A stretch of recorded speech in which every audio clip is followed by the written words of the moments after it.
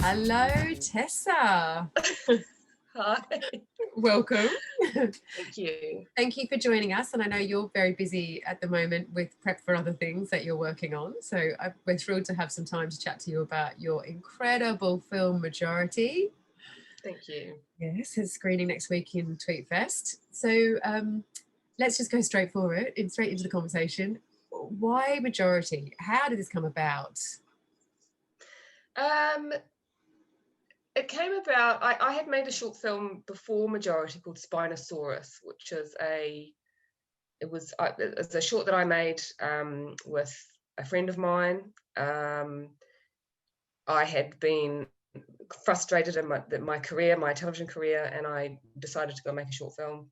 Wow. And the short did very well. It had a fantastic festival run, won some awards, and then I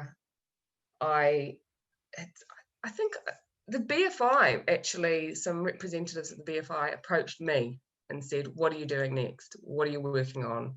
Do you want to make another short film? What are you thinking about? You know, and I had started the idea of Majority. I'd started writing down some ideas about it anyway. Yeah. And so it was great because I then had a place to send it. So yes, they said, write something, send it to us, and let's see if it's something that we are interested in. So I did. And it was inspired by, I suppose, a few things. One of them was a mum that I meet on the school run. Mm-hmm. She had, it was after school, we were picking up our kids, and she had just been to her grandfather's social housing accommodation, and there had been a meeting. And all the residents were very upset about someone that lived in their community and were trying to get them out. And she said the meeting just turned really chaotic and crazy, and all these older people were just going mental. And I thought, oh, I wish I'd been there because I would have loved to have seen that. And so that kind of started something. Yeah. And then I had a friend of mine who was going through a difficult time at work where someone at work had complained about her, but she didn't know who it was. And she was getting quite paranoid and thinking about, okay, is it this person? She had a list of people that she thought it might be and was trying to work out. And I think these two things, plus I'm a single parent, full-time single parent, and an immigrant. Hats off to you that you do that. It's incredible.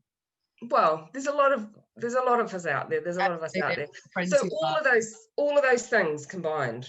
So some of it was your own experience, but then also feeding into other people's real life experiences. And now that I'm thinking about the story, I can feel all of those moments in the story. You know, like in the short film there. Yeah, I mean, I'm really drawn to life experience and other people's experiences and emotional connections and all of those things. And really, for me, the film is about motherhood, and I think it is. Yeah. But it's getting touted as a Brexit film, which is kind of interesting. And I sort of thought that might happen, and I was like, it's not a Brexit film. Because regardless of regardless of Brexit, this is what it's like, whether Brexit was happening or not. Yes, which is interesting because if we watched it in 2 years' time when Brexit wasn't happening, it may have more of just the mother feel, but the mother, it's just right now people are seeing. That's what people are seeing in their minds, aren't they? That's exactly. For examples of that moment. Yeah. So, and it's really subtle. You know, I mean, there's moments that aren't, but it's just really subtle. The lead character, the vulnerability in the way she plays it, she's brilliant. How did you get to it? Maria, I don't want to say her last name right incorrectly. Papastasu. Maria Papastasu. So I had decided I wanted a Romanian actress. Okay. And it's specifically mentioned in the script that she's Romanian. Yeah. And I had looked around, casting wise in the UK, and there was some Romanian actresses around. And sometimes there are actors who are play various from various countries, like they might play Polish, but they also play Czech, and then maybe they also play Romanian. So I decided to look more closely at actresses who are in Romania.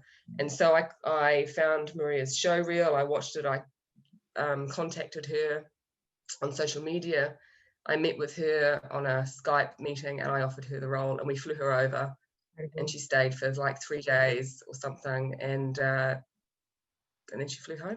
Dream job for an actress, imagine, right? You know, you're in your home country. Hey, can you do Skype call? Hey, can we fly you over? Hey, come work with me. Like, I mean, and you're like, yes, but just as a side note, your IMDb profile is extensive. I mean, you've done Coronation Street and Holby and a million other TV shows. Like, you are so established as a director. World's End, Rocket Island, so many. Is it that you want to be doing more in film now? Is that why this has come about? No. I mean, not really. That wasn't sort of the intention. When I had done a lot of television, and then I was getting frustrated with the opportunities or lack of opportunities that I was having.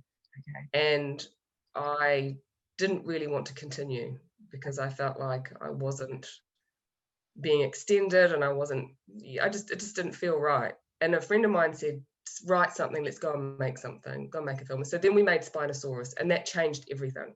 Amazing. It changed everything. So what did it change? Then I got a US agent, and I got a US agent, and I worked in America and did a couple of jobs. And so what it did was it sort of showed a side of me, you know, there was a voice behind the director. So even though I had done dozens and dozens and dozens of episodes, so producers could say, okay, well, you can do television, we know you can do television, but what else have you got, what's interesting? And then I was able to show them something that was different from anything else they had seen. Yes. And so making Majority was like a bonus. I didn't really expect that to happen, and it did, which is amazing. And now I'm writing a feature as well, so I'm, you know, trying to sort of balance both, and it's lovely to be able to, you know, work in both. But I want to direct all the time, you know, so with television, it allows you to be on set and working with actors and doing different things and just learning and creating. Otherwise, there can be huge gaps between each job, which, you know, especially when it's your own project and you're trying to fundraise and get, you know, exactly. Yeah, it's tough. You worked with Enzo already on Spinosaurus. Was he in Spinosaurus as well? Yes. Yeah. And then so he was in the Majority too. Well, he's my son, so he didn't cost me any money. But that's so brilliant, because I was about to say he's so talented, he's so natural. So he obviously he takes after his mum. Well, he was free. Didn't cost me any money, so I just put him in it. You don't have to worry about like the stand-in kids, the set number of hours that you probably still have to follow that. But anyway, you know, like no, I didn't do it. Yeah. Brilliant. So yeah, he was 4 when he was in Spinosaurus, and then in Majority he was 7. And he's just very he's become used to that environment. He's not interested in being an actor, but he can improvise. I can say, well, you know, just start talking about this, and he will have a chat. And he's quite confident, and he's very social, so he's quite easy. So you get a sense of improvisation, and there's already a trust there, and so it works a treat. Brilliant. So, that's good. And you know what? I didn't even realize that obviously his last name is your name, and it never even occurred to me when I'd looked at the film and when I'd looked him up, and I was like, oh, I obviously really liked working with him. He's been in 2 films. Honestly, very special moment there, Ange. So can I ask you, like, what do you think from making this film? What was your single biggest challenge with Majority? Or there may not have been any challenges, perhaps? It was actually a really smooth production, you know. Right. I had a great producer, Lauren Parker, a great cast. Yes. You know, the cast were all in Manchester, you know, old school, very, very experienced actors. Yes. So they totally embraced it. We had a rehearsal day, so everyone got to know each other. They'd all really knew each other anyway. They'd been on the circuit for years, so they kind of had already worked with each other in some capacity. I knew David Nielsen because I had worked on Coronation Street, so yeah, I I wondered him before. if that was the connection with him, whether you just went, hey, do you want to come and do my short? Yeah, so I mean, I had been in touch with him about it, and if he was interested, and so he was great. So it was actually it wasn't. I guess the most challenging thing is with something like that, and when you have a big cast, is getting it done in time. Yeah. You know, you've got 2 days. Yeah. And you have to pay everyone, and your time is limited, your budget's limited, and all that kind of stuff. So there's that, but in all fairness, it went pretty smoothly. That's great. I mean, there are some big scenes in there too, so I can imagine that is hectic. Yeah. And I'm going to let you go soon, but I want to ask about COVID, because it's the year of just mayhem for everybody, for all filmmakers and actors and creatives. Have you found it's affected you work-wise, or is it all business as usual? Well, regarding the short film, obviously we had to make a decision about whether we sent it out to festivals or we waited, because we knew that it was not going to be on a big screen. And the film is like most films, you want it to be on a big screen. That's where you want it to be seen. It's more impactful, all of those elements. But we decided to go for it. We got into some great festivals. Everything has been online: Palm Springs, Krakow, BFI. London Film Festival just recently. Yeah. So I mean, so in some ways it was a shame not to have it on a big screen, but the other side of it is far more people got to see the film. So it got a much, much bigger audience and a bigger reach than we could possibly have got if it had a screening on one evening during a festival, So that's really positive. So so that was good.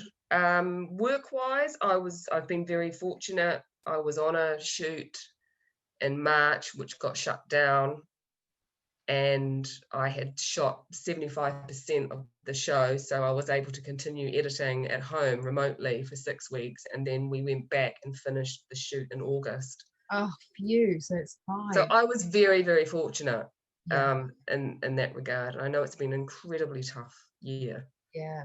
Very, very, very, very tough. Yeah. Okay, well, I'm so thrilled to have you have your short film in the festival. I can't wait for everybody to see this. Thank you. One of my favourites. It's just outstanding. Honestly, for an actor, it's just a lesson in acting. Any actor that watches this, every performance is just incredible. But the story itself is really wow. So yes, it's on next week in TweetFest, and we'll add links on where people can get tickets. Tessa, good luck. I can't wait to see where else it goes on this journey, and also just to watch your career, because you're just doing some amazing things. So thank you so much, and thank you for selecting the film and supporting it. That means a great deal. That's great. It really, really does. Wonderful. And we're going to play the trailer now for you guys, so you get to see Tessa's incredible short film, and you can catch it next week on the 27th. Thanks, Tessa. Thank you. Bye.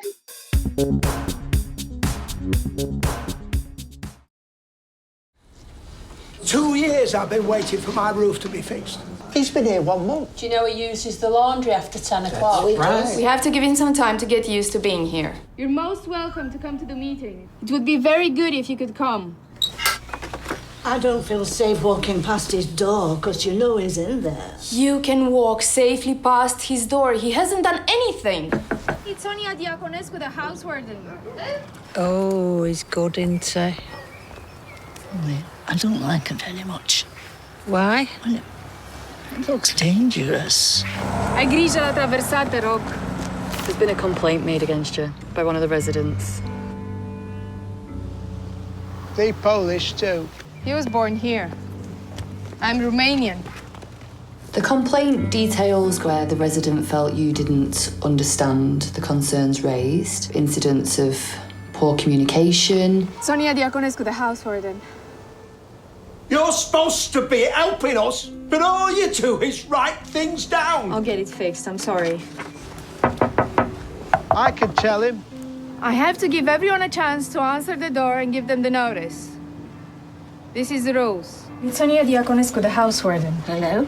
Yes, hello, it's Sonia. Yes? It's about the meeting tomorrow. It's at 4 o'clock, not 2. I can't read it without my glasses. That's okay, take it with you. You haven't got a bloody clue. I think we need to take a vote. Who wants him out? Looks very artistic to me. Oh, do you think so? Yes. Look at that. Oh!